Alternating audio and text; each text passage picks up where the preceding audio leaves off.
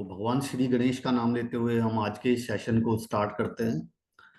आपने अभी तक भावों के बारे में पढ़ा, आपने राशियों के बारे में पढ़ा, आपने प्लैनेट्स के बारे में पढ़ा। आज हम बात करने वाले हैं नक्षत्रों के बारे में, क्योंकि नक्षत्र भी इक्वल इंपॉर्टेंट हैं जितने की प्लैनेट। क्योंकि कोई भी प्लैनेट जब फल देता है तो अपने नक्षत्र के स्वामी का भी फल देता है। तो यहां पर जरा मेरे वर्डों को ध्यान देखिएगा, मेरी तरफ देख के सोचिए। नक्षत्र के स्वामी का भी फल देता है। तो सबसे पहले हम बात करेंगे नक्षत्रों के बारे में और उसके बाद उनके स्वामियों के बारे में बात करेंगे। तो शास्त्रों में ज्योतिष के अंदर 27 नक्षत्र में को माना गया है। यानी कि हमारा जो पूरा का पूरा ब्रह्मांड है उसको 27 नक्षत्रों में डिवाइड किया गया है। तो यहां पर हम ले लेते हैं, इसको ड्राइंग से समझते हैं। मान लीजिए ये हमारा पूरा का पूरा ब्रह्मांड है। तो ये कितने डिग्री का हो गया? 360 डिग्री का। 360 डिग्री। यहां पर कुछ नक्षत्र हैं, 1 2 3 4 5 6 7 8 9 10 11 12 13 14 15 16 17 18 19 20 21 22 23 24 25 26 27 ये 27 नक्षत्र मान हैं। इन नक्षत्रों की आकृतियों को जोड़ के, इन नक्षत्रों को जोड़कर जो भी आकृति बनी उनसे हमारी क्या बनी? राशि। तो ये हो गई मेष राशि। इसके बाद यहां पर एक इन नक्षत्रों को आपस में ज्वाइंट किया और ये हमारी राशि होगी वृष राशि। फिर से हमने ज्वाइंट किया और ये हमारी होगी मिथुन राशि। देखिए इतना डीप कोई नहीं बताएगा आप, इसलिए तो ऐसे करके हमारी 12 राशियां बन जाती हैं। इसके बाद हमारी अगली राशि होगी कर्क राशि, और सो एंड सो फॉर। कर्क हो गई, सिंह राशि हो गई, कन्या राशि हो गई, तुला राशि हो गई। तो सबसे पहले क्या है? नक्षत्र। नक्षत्र के बाद क्या आई? राशियां। और राशियों के बाद हमारे प्लैनेट, जो हमारा सौर मंडल है, सूर्य स्थिर है और जितने भी प्लैनेट हैं उसके चारों तरफ चक्कर लगाते हैं। ध्यान ये, तो सूर्य को, तो इससे हमारी कुंडली का निर्माण होता है। कुंडली क्या होती है? जिस टाइम हमने जन्म लिया है उस टाइम ब्रह्मांड के अंदर ग्रहों की जो स्थिति थी उसका स्नैपशॉट है, पूरी पिक्चर नहीं है, स्नैपशॉट है, उसकी एक फोटो है जो हमारा प्रारब्ध बन गई है। और उसी प्रारब्ध के अकॉर्डिंग हमें इस जीवन में सब कुछ भोगना पड़ता है। यहां तक हम सारी चीजें पढ़ चुके हैं। अब नक्षत्र की बात आती है तो आपने देखा कि नक्षत्रों को आपस में जोड़ के हमारी राशियां बनी। तो अब नक्षत्र जो है, अगर हम 360 डिग्री को डिवाइड करते हैं 27 से, तो हमारे एक नक्षत्र का स्पैम आ जाता है 13 डिग्री 20 मिनट का। देखिए ये समझना जरूरी है, याद रखना जरूरी नहीं है, क्योंकि सॉफ्टवेयर आपको सब चीज निकाल के देता है। जब आप सॉफ्टवेयर में देखते हैं तो आपको सब कुछ पता लगेगा, क्या नक्षत्र है, क्या प्लैनेट है, मगर बेसिक हमें जरूर पता होने चाहिए। हर नक्षत्र के 4 चरण होते हैं,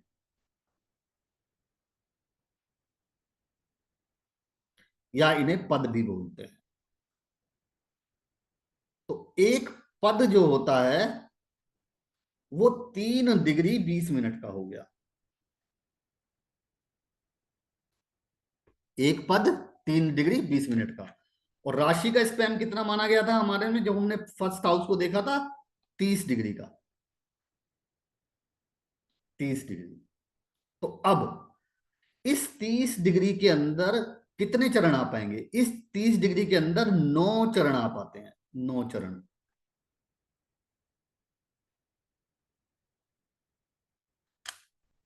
तो ऐसे ही मेष लगन के अंदर, यानी कि मेष राशि के अंदर, सॉरी, मेष राशि के अंदर कितने?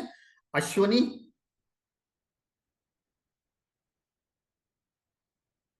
कि कितने चरण आ गए, 4 चरण। भरणी के कितने चरण आ गए, 4 चरण। और कीर्तिका का 1 चरण। ये कितने से कितने डिग्री दोबारा से समझ लेते हैं, 0 से 13 डिग्री 20 मिनट। ये 13 डिग्री 20 मिनट से 26 डिग्री, हाँ 26 डिग्री 40 मिनट। और इसके बाद 26 डिग्री 40 मिनट से 30 डिग्री तक हमारा कीर्तिका नक्षत्र हो गया। तो नक्षत्रों को राशियों में इस तरीके से डिवाइड किया गया है। यहां तक क्लियर? Very good. तो दोबारा से एक बार दोबारा से ध्यान से समझिए। राशि का स्पैन कितना बताया मैंने, 30 डिग्री। 30 डिग्री राशि। नक्षत्र का स्पैन 13 डिग्री 20 मिनट। अगर हम 13 डिग्री 20 मिनट को 4 से डिवाइड करते हैं तो आ जाएगा 3 डिग्री 20 मिनट, जो एक नक्षत्र का चरण है। चरण, एक चरण। एक नक्षत्र में कितने चरण होते हैं, 4 चरण। अगर हम 3 डिग्री 20 मिनट को 4 बार लिख लेते हैं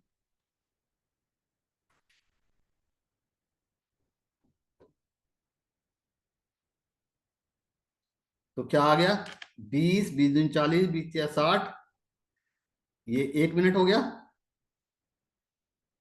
ये 3, 3 दूनी 6, 3 तिया 9, 3 चौके 12, 12 और 1 13, और ये 13 डिग्री 20 मिनट जो हमने बात की थी।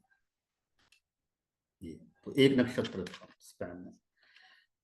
ये चरण जानना इसलिए जरूरी है क्योंकि जब हम कुंडली के अंदर देखते हैं तो जो आपका नाम रखा जाता है ना, नाम, हर चरण के लिए एक वर्ण को जोड़ा गया है। तो हम क्या वो वर्ण है उनके बारे में हम आगे डिटेल में बात करेंगे। तो अभी सिर्फ इतना समझिए कि हर चरण के लिए एक वर्ण है, तो उस वर्ण से आपका नाम रखा जाता है। जैसे कि मेरा जन्म मान लीजिए कि धनिष्ठा नक्षत्र के दूसरे चरण में हुआ, तो दूसरे चरण का गा गी गु, तो जो नाम है वो गु जो वर्ड है वो गुरुदत्त रखा गया, इसलिए मेरा नाम। तो इसीलिए नाम को रखते टाइम हमें नक्षत्र और चरण का ज्ञान होना बहुत बहुत बहुत जरूरी है।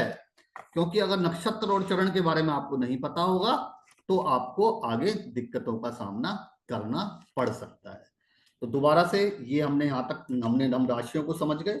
हमने एक नक्षत्र का स्पैन देखा कि 13 डिग्री 20 मिनट का होता है। हर नक्षत्र के 4 पद या चरण माने गए हैं, पद या चरण। एक चरण 3 डिग्री 20 मिनट का होता है और एक राशि के अंदर 9 चरण आते हैं।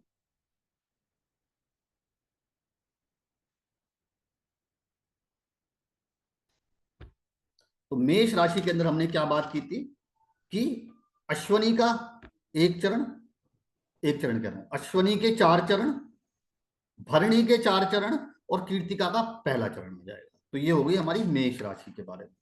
इसके बाद अगर हमारी वृषभ राशि की बात होगी तो कीर्तिका के जो बचे हुए 3 चरण हैं वो आ जाएंगे, रोहिणी के 4 चरण आ जाएंगे और मृगशिरा के जो 2 चरण होंगे वो हमारे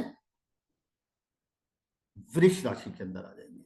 मिथुन राशि के अंदर मृगशिरा के 2 चरण, आद्रा के 4 चरण और पुनर्वसु के 3 चरण। तो इस तरीके से ये डिवाइड होते जाएंगे। इसका मैं आपके एलएमएस पोर्टल के ऊपर एक बहुत सुंदर सा चार्ट बना के मैं आपके लिए डाल दूंगा ताकि आप लोग उन चरणों को समझ पाए। तो अभी सिर्फ इतना जानना जरूरी है कि नक्षत्र 27 नक्षत्र होते हैं। अगर हम 360 डिग्री को 27 से भाग करते हैं तो हमारा 13 डिग्री 20 मिनट का एक स्पैम आता है। नक्षत्रों से मिलके हमारी राशियां बनी हैं और नक्षत्र, अब हम एक एक करके नक्षत्रों के बारे में बात करते हैं। तो पहला नक्षत्र जो है वो अश्वनी को माना गया है, दूसरा भरणी, तीसरा कृत्तिका, फिर रोहिणी, फिर मृगशिरा, उसके बाद आद्रा, उसके बाद पुनर्वसु। एक मिनट,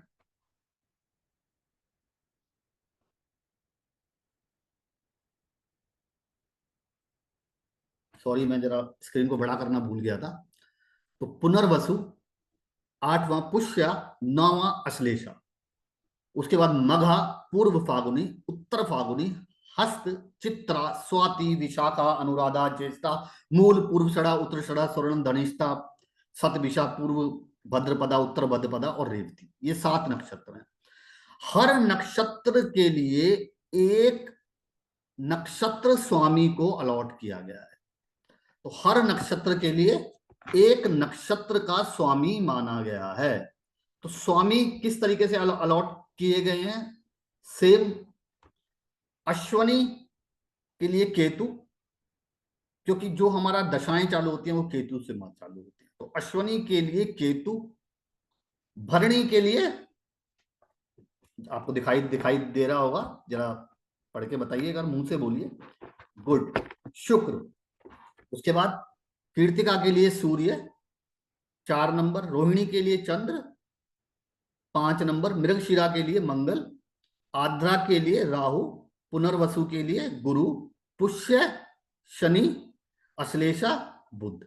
फिर से अगर हम वापस जाते हैं, ध्यान से समझिए, क्योंकि 9 ही हमारे पास प्लेनेट हैं, तो इन्हीं में ही हमें 27 नक्षत्रों को डिवाइड करना होगा।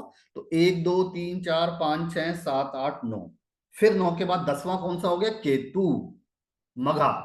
तो मघा का केतु, फिर से उससे अगला पुनर्वसु, ओ पूर्व, पूर्व फागुनी का शुक्र, उत्तर फागुनी का सूर्य, फिर हस्त का चंद्र, चित्रा का मंगल, स्वाति का राहु, विशाखा का गुरु, अनुराधा का शनि, ज्येष्ठा का बुध, फिर से ऊपर मूल का केतु, पूर्व षड़ा का शुक्र, उत्तर षड़ा का सूर्य, स्वर्ण का चंद्र, धनिष्ठा का मंगल, शतभिषा का राहु, पूर्व भद्रपदा के लिए गुरु, उत्तर भद्रपदा के लिए शनि और रेवती के लिए बुध को माना गया है। एक नक्षत्र और माना गया है, विद्वानों का मत है कि एक नक्षत्र और जोड़ा गया है जिसे बड़ा ही शुभ माना गया है, वो अभिजीत नक्षत्र माना गया। आपने पढ़ा होगा कि अभिजीत मुहूर्त है, अभिजीत मुहूर्त है। जब हम मुहूर्त के बारे में बात करेंगे तो हम अभिजीत मुहूर्त की बात करेंगे।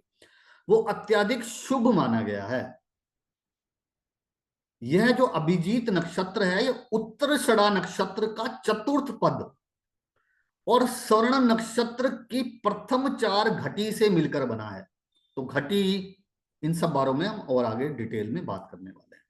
तो यह मकर राशि में 6 डिग्री 40 मिनट से 10 डिग्री 53 मिनट और 20 सेकंड तक होता है अभिजीत मुहूर्त। तो हर दिन में एक बार अभिजीत मुहूर्त होता है कि भाई इस टाइम पे अभिजीत मुहूर्त है। जब हम मुहूर्त के बारे में बात करेंगे तो हम अभिजीत मुहूर्त के बारे में भी बात करेंगे।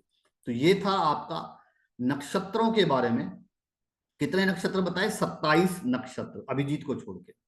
उन नक्षत्रों से हमने क्या जोड़ी? राशियां, 12 राशियां, और उन 12 राशियों में हमारे प्लेनेट कहीं ना कहीं मूव करते हैं।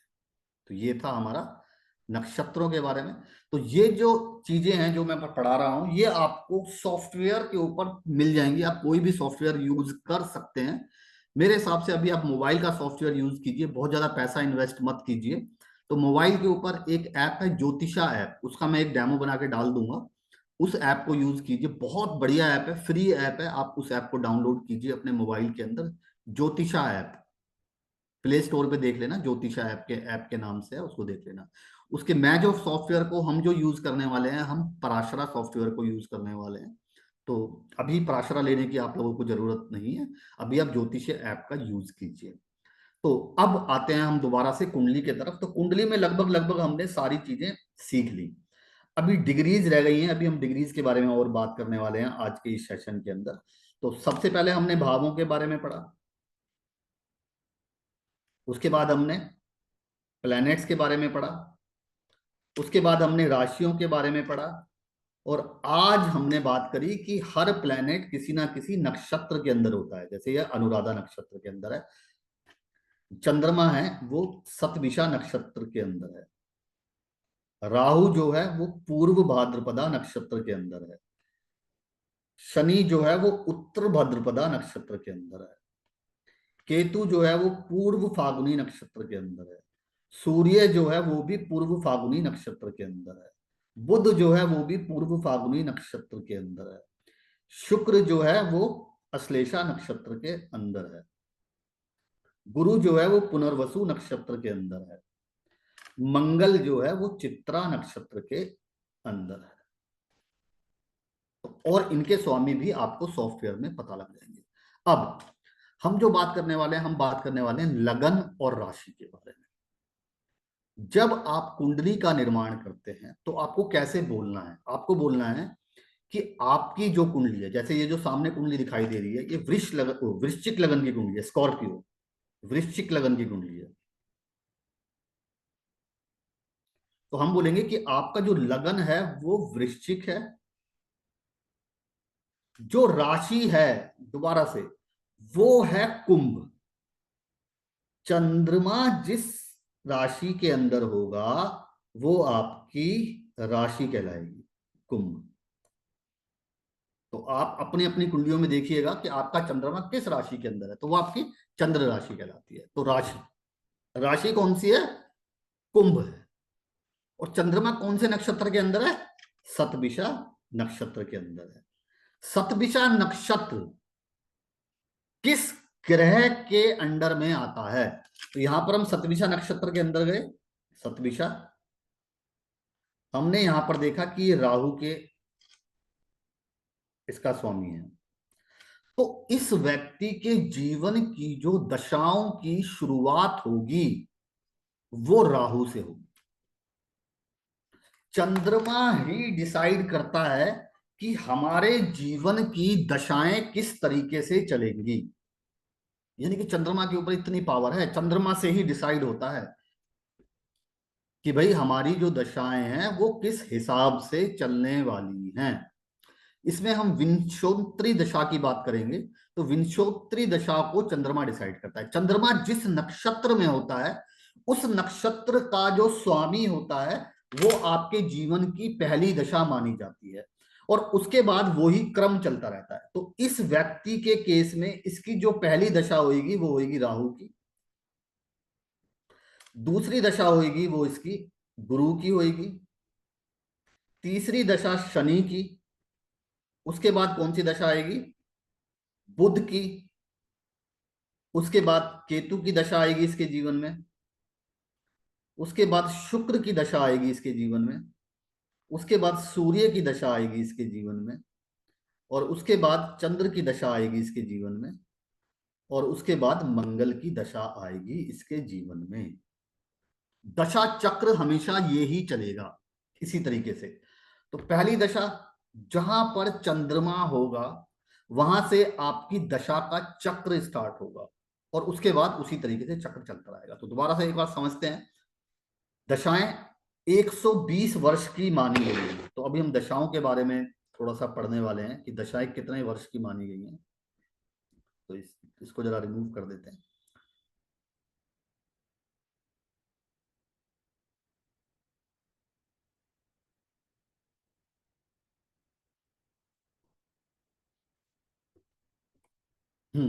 तो दशाओं के बारे में बात करते हैं। तो जो सबसे पहली दशा मानी गई है वो मानी गई है केतु की दशा। केतु।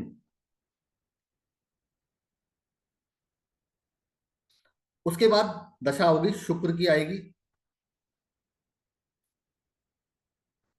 उसके बाद मैंने जैसे बताया था सूर्य। सूर्य के बाद चंद्र। उसके बाद मंगल।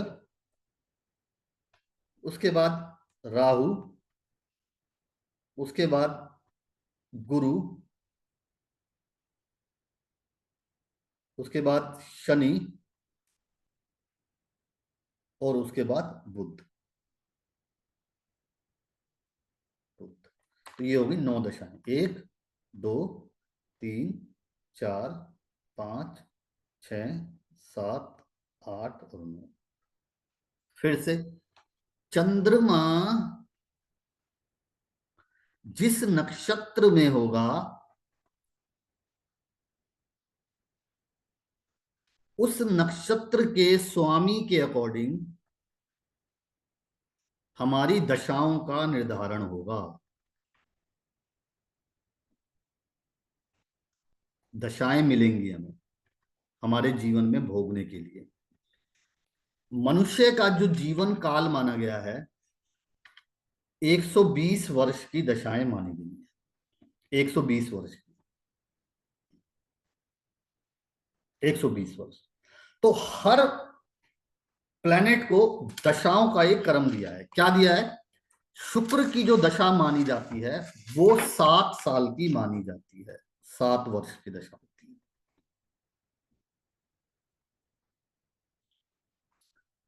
सॉरी, केतु की, मैं लिख तो केतु के सामने रहा हूं और बोल शुक्र रहा हूं। तो केतु की दशा 7 वर्ष की मानी जाती है।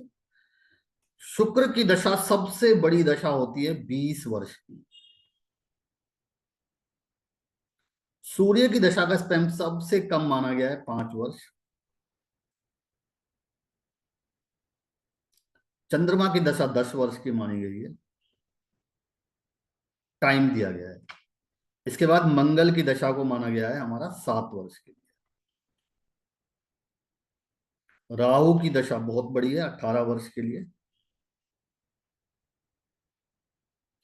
गुरु की दशा 16। शनि की दशा 19 वर्ष के लिए। और बुध की दशा को माना गया है 17 वर्ष के लिए। तो इसका अगर हम टोटल करते हैं तो ये टोटल बनता है 120 वर्ष। तो ये हो गया दशा। अब मान लीजिए ये जो हमने कुंडली देखी थी इसकी पहली दशा थी राहु की। अब राहु किसी ना किसी डिग्री पर होगा। अब हम डिग्री के ऊपर आ रहे हैं। तो हो सकता है राहु की, जैसे मान लीजिए जब उसका जन्म हुआ तो राहु 5 डिग्री के ऊपर था। ये जो डिग्री लिखी होती है हमने अभी जो देखा था पिछले चार्ट में। तो हो सकता है उसकी दशा थोड़ी सी निकल गई हो राहु की। उसके बाद यानी कि एक राशि के अंदर राहु की जो दशा मानी गई है वो कितने की मानी गई है? राहु की दशा मानी गई है हमारी 18 वर्ष की। मगर 18 वर्ष में से 5 डिग्री निकल चुका है। तो हो सकता है उसको दशा जो भोगने के लिए मिले वो सिर्फ 16 वर्ष की मिले। हो सकता है उससे आगे, हो सकता है राहु 29 डिग्री पे हो तो हो सकता है वो 2 वर्ष की दशा भुगते। मगर जो पहली दशा भोगेगा वो भोगेगा राहु की ही। जिस राशि में चंद्रमा होगा उसके नक्षत्र के स्वामी के अकॉर्डिंग ही आपका दशा का निर्णय होगा। मगर जब राहु के बाद जो अगली दशा आएगी वो गुरु की ही आएगी। उसके बाद जो अगली दशा आएगी वो शनि की ही आएगी। उसके बाद जो अगली दशा आएगी वो बुध की ही आएगी। उसके बाद जो अगली दशा आएगी वो केतु की ही होगी। उसके बाद जो अगली दशा होगी वो शुक्र की ही होगी। उसके बाद सूर्य की दशा ही होगी। उसके बाद चंद्रमा की दशा भोगनी पड़ेगी। उसके बाद मंगल की दशा भोगनी पड़ेगी। और उसके बाद राहु की दशा भोगनी पड़ेगी। तो ये है हमारी दशाओं का क्रम। अब आते हैं हम अपने डिग्री वाले कॉन्सेप्ट के ऊपर। तो एक चार्ट के अंदर जो आपको दिखाई दे रही थी वो डिग्रियां और दिखाई दे रही थी। तो अब ये डिग्रियां क्या होती हैं? तो डिग्रियों को समझने की कोशिश करेंगे और जानेंगे कि इन डिग्रियों का क्या महत्व है हमारे जीवन के अंदर। क्यों इन डिग्रियों को देखना बहुत जरूरी है। तो ये हमारा चार्ट है। देखिए, डिग्री से हमें ये पता लगता है, सबसे पहले तो जब हम भाव चलित पे जाएंगे तो हमें डिग्री से ये पता लगेगा कि जो हमारा लगन है वो कितने डिग्री से स्टार्ट हो रहा है। तो ये जो हमारा लगन है ये 9 डिग्री से स्टार्ट हो रहा है। करेक्ट। सबसे पहले तो ये वाली बात पता लगती है डिग्री से हमें कि हमारा लगन किस डिग्री से स्टार्ट हो रहा है। इसके बाद डिग्री से ये पता लगता है हमें कि इस राशि के अंदर केतु किस पॉइंट के ऊपर है। 24 डिग्री के ऊपर है मान लीजिए। और सूर्य 20 डिग्री के ऊपर है। अब मुझे ये बताइए आप लोग कि सूर्य का प्रभाव केतु के ऊपर ज्यादा पड़ेगा, या केतु का प्रभाव सूर्य के ऊपर ज्यादा पड़ेगा, या बुध का प्रभाव सूर्य के ऊपर ज्यादा पड़ेगा, या बुध का प्रभाव सूर्य के ऊपर पड़ेगा, या सूर्य का प्रभाव बुध के ऊपर ज्यादा पड़ेगा। तो डिग्रियों से हमें ये अंदाजा लग सकता है। जो प्लैनेट जितना आपस में करीब होगा वो उसके फलों को उतने ही पावरफुल तरीके से चेंज कर सकता है। कंजंक्शन मानी जाती है, कंजंक्शन। तो हम डिग्रियों का यूज करेंगे कंजंक्शन के अंदर, जो आप आगे पढ़ेंगे। कंजंक्शन का मतलब होता है आपस में योग। कहते हैं ना, चंद्र और राहु का कंजंक्शन है, सूर्य और केतु का कंजंक्शन है। तो कंजंक्शन को हम इससे देखेंगे कि कंजंक्शन कितनी पावरफुल है। एक राशि के अंदर चाहे 6 के 6 प्लैनेट बैठ जाएं, कोई फर्क नहीं पड़ता हमें। हम कंजंक्शंस को उस तरीके से देखेंगे, कौन सा प्लैनेट किसके पास है। तो कंजंक्शन को हम आगे चलेंगे। दूसरी बात जो हमें डिग्री के महत्व को ध्यान में रखने के लिए बहुत जरूरी है, वो होती हैं अवस्थाएं। किसी भी प्लैनेट की 4 अवस्थाएं मानी गई हैं। तो अवस्थाओं को देखने के लिए हमें डिग्री की बहुत ज्यादा जरूरत होती है। कौन कौन सी अवस्थाएं मानी गई हैं? बाल अवस्था, उसके बाद मानी गई है हमारी कुमार अवस्था, उसके बाद युवा अवस्था, उसके बाद वृद्ध अवस्था, और उसके बाद मृत अवस्था। तो कौन सा प्लेनेट अगर कितने डिग्री पर है तो उसकी कौन सी अवस्था होगी। तो अवस्थाओं का ज्ञान रखने के लिए, देखने के लिए हमें डिग्री का ध्यान रखना बहुत जरूरी है। कई बार क्या होता है, जब हम लगन कुंडली और भाव चलित कुंडली के बारे में डिफरेंस को समझेंगे, तो कई प्लैनेट अपने से एक घर आगे या एक घर पीछे चले जाते हैं। तो यानी कि उनका भाव बदल जाता है। भाव, भाव का मतलब क्या हो गया? खाना। भाव का मतलब हमारी भावनाएं। भावनाएं, भावनाएं तो हैं। जो पहला घर है उसके हम कहते हैं तन भाव कहते हैं, दूसरे घर को धन भाव कहते हैं, और 12वें घर को व्यय भाव कहते हैं। अगर कोई प्लेनेट मान लीजिए यहां पर है, मान लीजिए सूर्य यहां पर है, और भाव चलित के अंदर डिग्री के अकॉर्डिंग वो यहां चला गया, तो वो धन भाव में चला गया, और अगर पीछे चला गया तो वो व्यय भाव में चला गया। तो डिग्रियों की इतनी इंपॉर्टेंस है वैदिक ज्योतिष के अंदर। तो ये हम आगे चल के सीखने वाले हैं कि डिग्रियों को किस तरीके से देखा जाता है। तो आज के इस सेशन में आपने क्या सीखा? आज के इस सेशन में आपने सीखा, नक्षत्रों की हमने डीप डाइव करी कि 27 नक्षत्र होते हैं। हर नक्षत्र का जो स्पैम होता है वो 13 डिग्री 20 मिनट का होता है। नक्षत्र के 4 पद या चरण होते हैं। एक चरण 3 डिग्री 20 मिनट का होता है। एक राशि के अंदर 9 चरण आ सकते हैं, क्योंकि एक चरण कितने डिग्री का होता है? 3 डिग्री 20 मिनट का। तो एक राशि के अंदर 9 चरण होते हैं। तो मान लीजिए मेष राशि है, तो उसके अंदर अश्वनी नक्षत्र पूरा आ जाएगा 4 चरण, भरणी नक्षत्र पूरा आ जाएगा 4 चरण, और उसके बाद कीर्तिका का 1 चरण आ जाएगा। बाकी जो 2 चरण बचेंगे वो आगे आ जाएंगे। तो इसकी मैं एक टेबल आप लोगों को बना के दे दूंगा। वैसे बहुत ज्यादा याद करने की जरूरत नहीं है, क्योंकि हमारे सॉफ्टवेयर में ये सब चीजें पता हो मिल जाती हैं, हमें बनी बनाई मिलती हैं सॉफ्टवेयर के अंदर, जैसे आप सामने देख पा रहे हैं। ठीक है, तो ये था हमारा आज का लेसन। इसको जरा ध्यान से समझिए, क्योंकि आगे आगे हम और ज्यादा डीप में जाने वाले हैं। तो thank you very much, take care, bye bye. तो फिर से हमेशा ध्यान रखिएगा, चीजों को याद करने की कोशिश कीजिए, अच्छे तरीके से पढ़िए।